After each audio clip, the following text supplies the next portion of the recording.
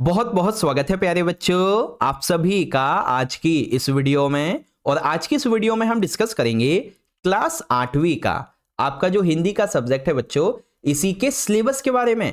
और आज का ये सिलेबस आने वाले फरवरी और मार्च के महीने में आपके जो फाइनल एग्जाम होंगे, ठीक है, जिसे आप एनुअल एग्जाम भी कह सकते हो या फिर वार्षिक पेपर भी कह सकते हो, इसी के पाठ्यक्रम यानी कि सिलेबस के बारे में, ठीक है। और इस वीडियो में आपको सिलेबस के साथ साथ हिंदी की ग्रामर के यानी कि व्याकरण के ऐसे कौन कौन से टॉपिक्स हैं बच्चों जहां से एग्जाम में क्वेश्चन बनता ही बनता है, वो भी आपको बताएंगे। That's why I am telling you बच्चों कि वीडियो को बिल्कुल एंड तक जरूर देखिएगा। कोई भी क्वेरी क्वेश्चन डाउट हो तो ये रही मेरी इंस्टाग्राम की आईडी, आप मुझे फॉलो करके पूछ सकते हो, ठीक है। और हाँ बच्चों, मिड टर्म के जैसे ही अगर आपको 10 गुना ज्यादा अच्छी तैयारी करनी है फाइनल एग्जाम की, तो बच्चों चैनल को सब्सक्राइब करके बेल नोटिफिकेशन को ऑल पे जरूर से सेट कर देना, क्योंकि आने वाले टाइम पे आपके लिए बहुत बहुत ज्यादा इंपॉर्टेंट वीडियोस आएंगी, ठीक है। तो चलो शुरू करते हैं बिना देरी करते हुए। तो बच्चों देखो, जो चैप्टर्स और जो पोएम्स यानी कि कविताएं आपने मिड टर्म के एग्जाम में पढ़ी हैं, वो सारा का सारा आपका जो सिलेबस है ये आपके फाइनल एग्जाम में आना ही आना है ना। इसके अलावा कुछ और न्यू चैप्टर्स हैं तो उनको यहां पे हम डिस्कस करने वाले हैं, ठीक है। तो निकाल लो अपनी किताब और आ जाओ यहां पर। देखो अभी तक आपने क्या पढ़ा है बच्चों, अभी तक आपने चैप्टर 1 लाख की चूड़ियां ये वाला पढ़ लिया है, ठीक है।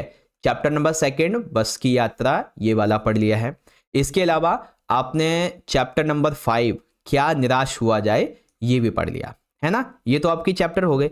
कविताओं में बात करेंगे तो दीवानों की हस्ती आपकी जो कविता है ये आपने पढ़ ली है, और भगवान के डाकिए कविता ये आपने पढ़ ली है, और साथ ही साथ यह सबसे कठिन समय नहीं ये भी आपने पढ़ लिया है, ठीक है, जो कि मिड टर्म का था। और यही पूरा का पूरा आपके फाइनल एग्जाम में भी आएगा। अब यहाँ पे कुछ और ऐड हुआ है क्या, अच्छा हाँ, कबीर की साखियां भी आपने मिड टर्म में पढ़ लिया है ना। तो ये सब कुछ आपका फाइनल एग्जाम में आएगा। अब कुछ नया ऐड हुआ है, जैसे कि कविता आपकी 8वीं सुदामा चरित ये आएगी फाइनल एग्जाम में, ठीक है। और ये तो आना ही है पूरा का पूरा। उसके बाद जहां पहिया है ये चैप्टर आएगा आपका, ओके। इसके अलावा आगे देखेंगे बच्चों तो चैप्टर नंबर 10 आएगा आपका अकबरी लोटा, जो कि एक कहानी है। फिर कविता आएगी आपकी सूरदास के पद, ठीक है। फिर बाद में रहेगा बच्चों पानी की कहानी, और सबसे आखिर में बाज और सांप की कहानी ये आएगा, ठीक है।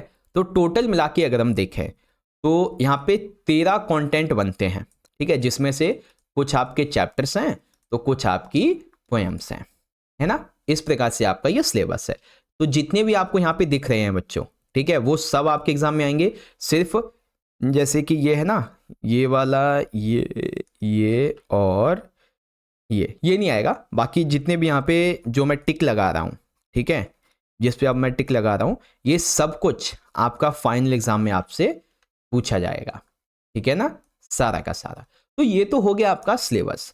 अब समय आता है आपके व्याकरण का, ठीक है। अब व्याकरण दो तरीके का है बच्चों, एक तो जो आपके चैप्टर से पूछा जाएगा, एक तो वो जो रचनात्मक लेखन है ना। तो पहले चैप्टर से क्या क्या आएगा व्याकरण में वो देख लेते हैं। तो चैप्टर से सबसे पहला जो टॉपिक है बच्चों वो आएगा आपका उपसर्ग और प्रत्यय का, है ना। और ये मैंने आपको पहले ही बहुत अच्छे से समझा रखे हैं। फिर दूसरा आपका जो टॉपिक है बच्चों वो रहेगा संज्ञा का, ठीक है। संज्ञा कितने प्रकार की होती है उसको पहचानना, रिक्त स्थान भरना, इस प्रकार से। तीसरा आपका जो टॉपिक है बच्चों वो रहेगा विशेषण, ठीक है, विशेषण से संबंधित क्वेश्चन होंगे। चौथा आपका टॉपिक होगा बच्चों समास, और इसमें एक ही समास है आपका द्वंद्व समास, जो कि बहुत आसान है। फिर आता है आपका 5वां टॉपिक, ये रहेगा मुहावरे। मुहावरे मिड टर्म में तो नहीं पूछे गए लेकिन फाइनल एग्जाम में पूछे जाएंगे, ठीक है, जो कि चैप्टर में यूज होंगे सिर्फ वही। फिर आएगा आपका 6, एक तो है कारक चिन्ह और एक होते हैं योजक चिन्ह, इनसे संबंधित 1-2 नंबर का क्वेश्चन आ जाएगा आपका एग्जाम में, ठीक है। फिर आता है आपका 7वां टॉपिक जो कि है विलोम शब्द, ठीक है, विपरीतार्थक शब्द। और फिर आता है आपका 8वां टॉपिक पर्यायवाची, और यानी समानार्थी जिसे कह सकते हैं। और फिर आता है आपका 9वां टॉपिक तत्सम और तद्भव शब्द, ठीक है।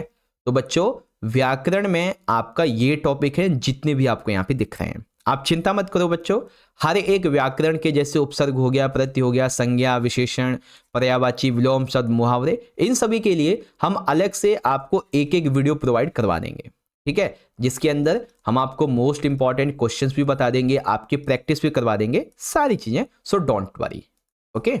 चलो आगे आ जाओ, अब बात करते हैं रचनात्मक लेखन की, है ना। तो रचनात्मक लेखन में बच्चों सबसे पहला आपका जो टॉपिक है वो रहेगा अनुच्छेद लेखन का।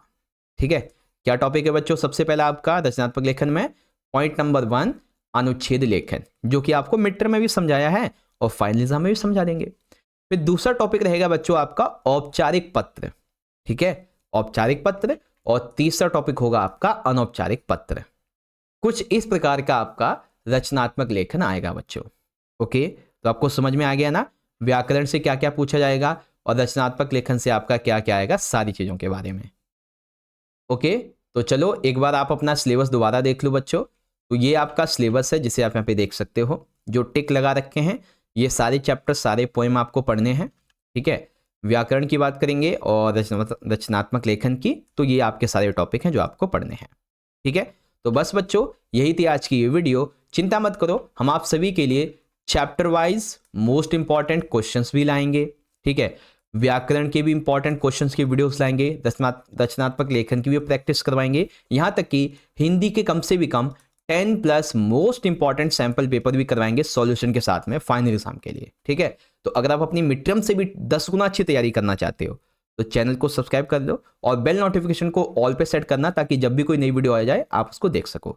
बाकी आपको वीडियो अच्छी लगी है तो इस वीडियो को एक प्यारा सा लाइक कीजिएगा और अपने सभी दोस्तों में शेयर भी कीजिएगा। ठीक है, चलो बच्चों मिलते हैं आपसे नेक्स्ट सेशन में अगली वीडियो में। तब तक के लिए आप पढ़ते रहिए, अपना ख्याल रखिए। बहुत बहुत धन्यवाद। जय हिंद, जय भारत, वंदे मातरम।